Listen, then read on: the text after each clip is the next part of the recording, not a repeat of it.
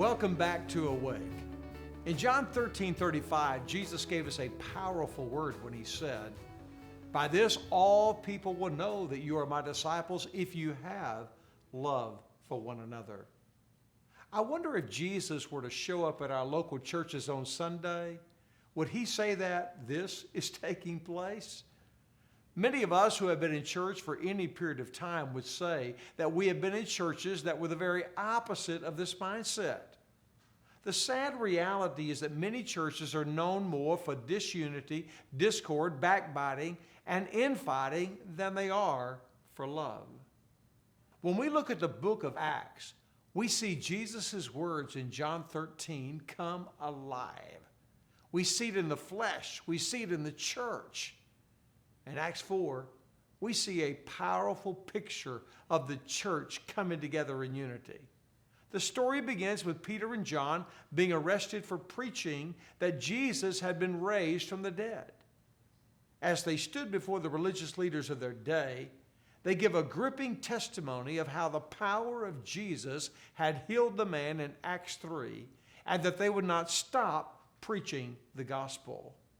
What happens next is one of the most surprising acts by a church in all of the New Testament. Here the church is suffering persecution because of the preaching of the gospel. They could have easily prayed for the religious leaders of the day to be struck with lightning so they wouldn't bother them anymore. They could have prayed that they would be free from any further threat and persecution. Yet, we don't see anything like that. What we do see from these early believers is this. We see them ask the Lord for boldness to continue to preach the message. They didn't seek God for deliverance, they sought God for boldness.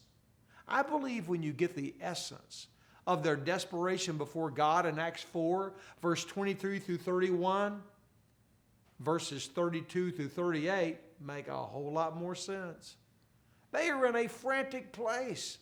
They realize they could be arrested or punished any day for their own stand for Christ. You see, there are few things that bring people together like a crisis. For example, take any group of veterans from any of the wars of the past century.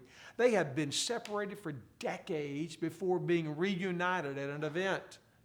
At the moment of their reunion, there is an instant connection and unity. Why? They've been through crisis together. They've been in foxholes together. It's the same with these believers in Acts chapter 4. The remarkable thing about verses 32 through 37 is that their unity of heart played itself out in unity and generosity. They began to live as one body, not as individual members, within one body. Those who were in need were taken care of. Those who had much were generous with those who had little. Open-handedness and unity was overflowing within this church. Here's what you have to understand. When God stirs in the hearts of people, unity is a byproduct. We've been talking a lot about revival and spiritual awakening. What we must realize is that one of the results of true revival in the church is a unity of believers. Churches that were once in discord are now defined by unity. In the 1700s, Jonathan Edwards wrote a book that was one of the sparks of the awakenings.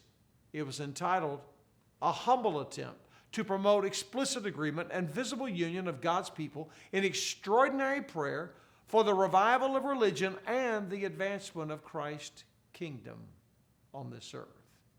Yes, that was the title. Two things that Edwards pointed to involved the unity of believers. He wrote that believers needed to be in explicit agreement. That means clear agreement.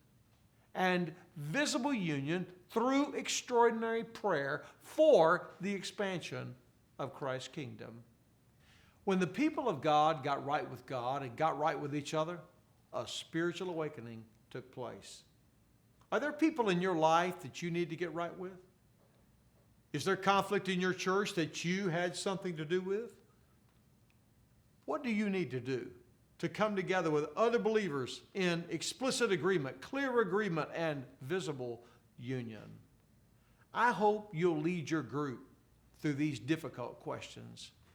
May all of God's people come together in unity to see revival in the church and spiritual awakening in the nation.